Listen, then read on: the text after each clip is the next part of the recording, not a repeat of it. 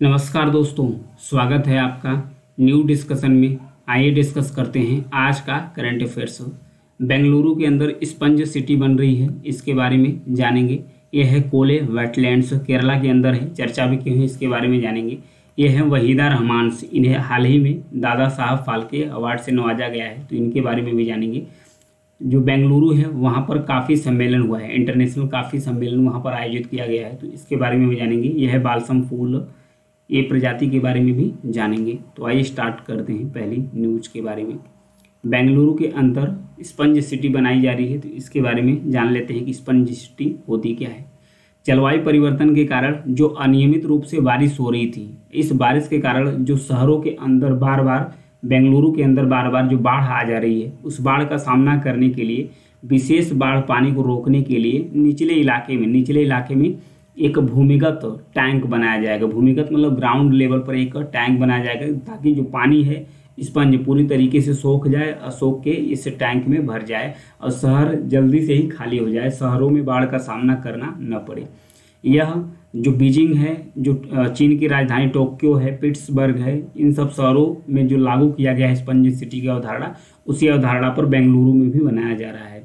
यह बाढ़ और भूजल की जो कमी है उसको भी दूर करता है और पानी को एक जो बाढ़ क्षेत्र है, जो रोड एरिया है, उससे खाली कर देता है आसानी से। तो ये बनाया जा रहा है बेंगलुरु के अंतर्गत, तो इसे याद रखिएगा, बेंगलुरु में बन रही है स्पंज सिटीज़।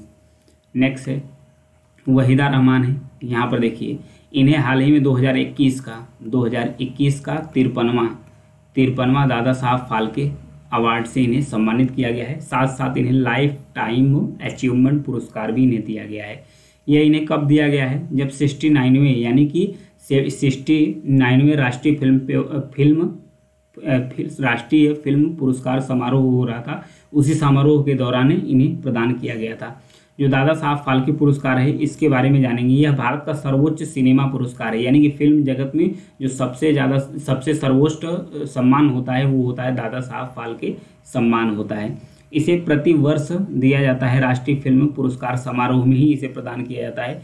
इसे पहली बार 1969 में स्थापित किया गया था। सबसे पहला पुरस्कार जो दिया गया था, एक अभिनेत्री हैं जिनका नाम है देविका रानी। ध्यान रखिएगा, जो सबसे पहला दादा साहब फाल्के पुरस्कार दिया गया था, किसको दिया गया था? देविका रानी को, जो एक अभिनेत्री थी। इन्हें दिया गया था 1913 में जो भारत की पहली फिल्म बनी थी, जिसका नाम था राजा हरिश्चंद्र के लिए इन्हें दादा साहब फाल्के पुरस्कार दिया गया था। इस पुरस्कार में दिया गया जाता है स्वर्ण कमल होता है, जिसे गोल्डन लोटस बोला जाता है। एक साल होती है और 10 लाख रुपए नगद पुरस्कार होता है। वहीं वहीदा रहमान के बारे में अगर बात करें तो ये भारतीय अभिनेत्री हैं, हिंदी सिनेमा की सबसे कुशल अभिनेत्रियों में से एक इन्हें माना जाता है। अगर इनकी प्रशंसा में बात करें जाए कुछ, तो इन्हें पद्म पुरस्कार, पद्मश्री, पद्म भूषण सम्मान से इन्हें नवाजा जा चुका है और 3 फिल्म फेयर अवार्ड भी इन्हें मिल चुका है। इनकी कुछ प्रसिद्ध फिल्मों की बात करें तो प्यासा, कागज के फूल, गाइड्स, ये इनकी कुछ प्रसिद्ध फिल्म है हिंदी सिनेमा की। नेक्स्ट सामाजिक बांड यानी कि सोशल बांड के बारे में दिया है। सोशल बांड किसके द्वारा रिलीज किया गया है, जारी किया गया है? राष्ट्रीय कृषि और ग्रामीण विकास बैंक, जिसे बोलते हैं नाबार्ड्स, इसके द्वारा 5 साल के लिए सोशल बांड यानी कि सामाजिक बांड रिलीज किया गया था। इस बांड के माध्यम से यह 1040.50 करोड़ रुपए तक का पैसा फंड इकट्ठा कर लिया है सोशल बांड के जरिए। नाबार्ड द्वारा जारी सामाजिक बांड को क्रिसिल एक क्रेडिट रेटिंग एजेंसी है, उसके साथ ICRA ये भी क्रेडिट रेटिंग एजेंसी है। इन दोनों एजेंसियों के द्वारा AAA रेटिंग दी गई है, जो नाबार्ड द्वारा जारी किया गया था सोशल बांड। इसके लिए ये बांड किस लिए जारी किया गया है? इसे जो बॉम्बे स्टॉक एक्सचेंज है, इसके अंतर्गत भी इस बांड को सूचीबद्ध कर दिया गया है। इसका उद्देश्य क्या है? ये जैसे कि कोई भी सामाजिक परियोजना है या कोई हरित परियोजना है, उसको वित्त पोषित करने के लिए, उसी वित्त पोषित यानी कि उसको पैसा देने के लिए, उस परियोजना को पूरा करने के उद्देश्य से इस सोशल बांड को जारी किया जाता है। चाहे कोई पर्यावरणीय इशू हो, चाहे कोई सामाजिक इशू हो, उन सब मुद्दों को सॉल्व करने के लिए ये बांड जारी किया जाता है। नेक्स्ट बढ़ेंगे, बालसम के बारे में दिया है तो ये चर्चा में क्यों है इसके बारे में जानेंगे। भारत के एक लोकप्रिय पर्यटन स्थल है जिसका नाम है मुन्नार। मुन्नार जो पर्यटन स्थल है ये इडुक्की जिले में, केरला के इडुक्की जिले में स्थित है मुन्नार। यह अपनी विविध प्रकार के बालसम प्रसिद्ध फूलों के लिए जाना जाता है। तो यह पूरी तरीके से एक आनंदमय दृश्य प्रदान करता है और पूरी तरीके से खिला हुआ है इस समय बालसम का फूल। इसे स्पर्श करते हैं, इसके बीज को जैसे ही स्पर्श करते हैं तो ये फूट जाता है, फूट के बिखर जाता है, वितरित हो जाता है। इस प्रवृत्ति के कारण इसे बोला जाता है टच मी नॉट। इस प्रवृत्ति के कारण इसे टच मी नॉट बोला जाता है। जलवायु परिवर्तन के कारण जो बालसम है, बालसम प्रजाति को इसे एक सांकेतिक प्रजाति के रूप में भी माना जाता है। इसकी आबादी में काफ़ी ज़्यादा परिवर्तन आया है जलवायु परिवर्तन के कारण। ये था बालसम के बारे में। यह पश्चिमी घाट के सबसे ऊंचे पर्वत जिसका नाम है अनाईमुड़ी, इसके आसपास के ऊंचाई वाले क्षेत्र में विशेष रूप से जंगली बालसम की समृद्ध विविधता के लिए जाना जाता है जो बालसम की प्रजाति है। तो इसके बारे में याद रखिएगा। नेक्स्ट बढ़ेंगे, कैमूर वन्य जीव अभ्यारण्य।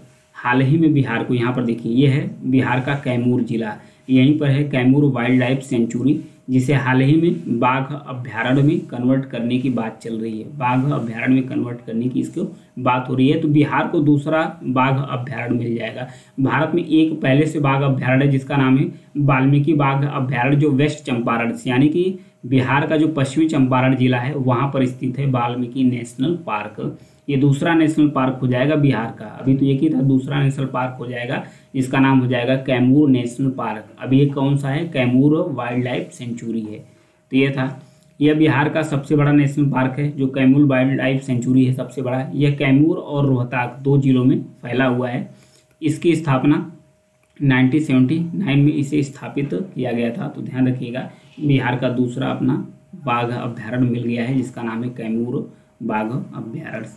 आगे बढ़ेंगे, विश्व काफ़ी सम्मेलन के बारे में दिया है। अभी हाल ही में 5वां विश्व काफ़ी सम्मेलन आयोजित किया गया था बेंगलुरु में। भारत का शहर है कर्नाटक के अंदर बेंगलुरु, वहाँ पर आयोजित किया गया था। ये किसके द्वारा आयोजित किया गया है, यह अंतर्राष्ट्रीय जो काफ़ी संगठन है इसके द्वारा आयोजित किया गया है।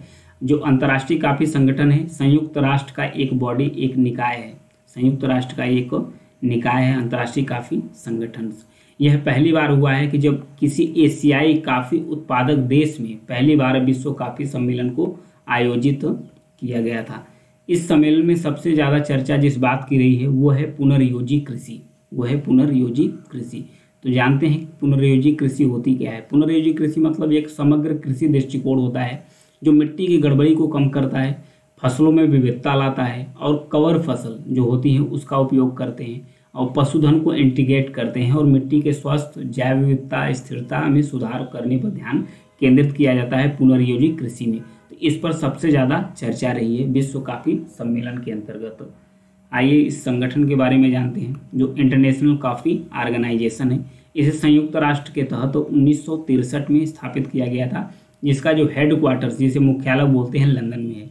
कॉफ़ी के लिए एकमात्र अंतर सरकारी संगठन है के रूप में ये कार्य करता है। यह अंतर्राष्ट्रीय काफ़ी समझौते का प्रबंधन करता है जो विकास सहयोग का एक महत्वपूर्ण साधन भी है। इसका उद्देश्य है काफ़ी क्षेत्र को मजबूत करना और उसे बढ़ावा देना, जो ग्लोबल काफ़ी वैल्यू चेन है उसको सतत विकास के दायरे में लाना। तो आइए काफ़ी के लिए कुछ क्लाइमेट के बारे में और काफ़ी दुनिया में और भारत में सबसे ज़्यादा कहाँ प्रोड्यूस की जाती है उसके बारे में जानते हैं। क्लाइमेट हॉट एंड ह्यूमिड्स, मतलब कि तापमान अधिक होना चाहिए और आर्द्र होना चाहिए। लगभग 15 से 28 डिग्री टेम्परेचर के अंदर ये उत्पादन इसका किया जाता है। रेनफॉल की बात करें तो 150 से 250 mm तक बारिश की आवश्यकता पड़ती है।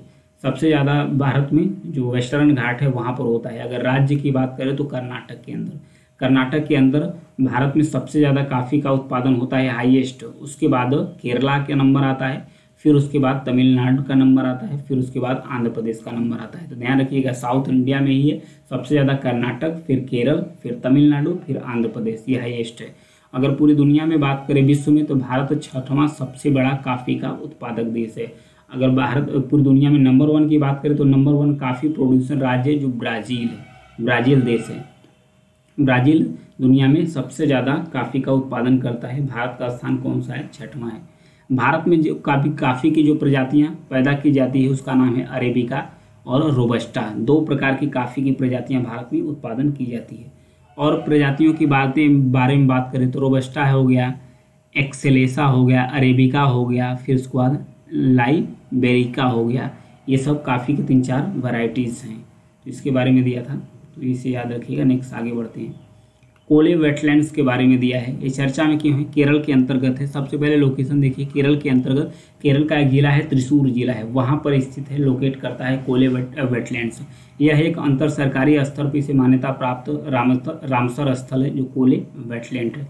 ये अपनी उच्च जैव विविधता के लिए जाना जाता है। यहाँ पर कैम्बोबा फुरफुटा नामक एक आक्रामक विदेशी प्रजाति के कारण यह खतरे का सामना कर रहा है, जो कोले वेटलैंड है, इसलिए चर्चा में आ गया है, जिसे पिंक ब्लू के नाम से भी जाना जाता है। मध्य और दक्षिण अमेरिका से उत्पन्न होने वाली यह प्रजाति एक मछली घर पौधे के रूप में केरल में लाई गई थी। मतलब कि जैसे कि एक मछली घर पौधा नहीं होता है कि मछली के अंदर डब्बे ड्राइंग बॉक्स के अंदर इस पौधे को लाया गया था सजावटी के रूप में, अब धीरे धीरे ये फैल कर केरल में फैल गई है। जलकुंभी, साल्विनिया, मोलेस्टा और जैसे जो खतरे वाले पौधे हैं उसी के साथ ये भी खतरा बन गया है। कम्बोडा फरफुटा, इसकी विशेषता यह है कि यह विशाल गुलाबी फूल है, हालांकि इसकी जीवंत गुलाबी उपस्थिति सुरमय लगती है, मतलब देखने में काफ़ी अच्छा लगता है। जैव विविधता और कृषि उत्पादकता के लिए एक महत्वपूर्ण खतरा है, क्योंकि ये आक्रामक प्रजाति है, तो और भी जो प्रजातियां हैं उसे ये खत्म कर देती है। तो आज के लिए इतना ही है। अगर मेरी न्यूज़ या जानकारी पसंद लगती है तो चैनल को सब्सक्राइब जरूर कीजिएगा, लाइक और शेयर करते रहिए। Thank you.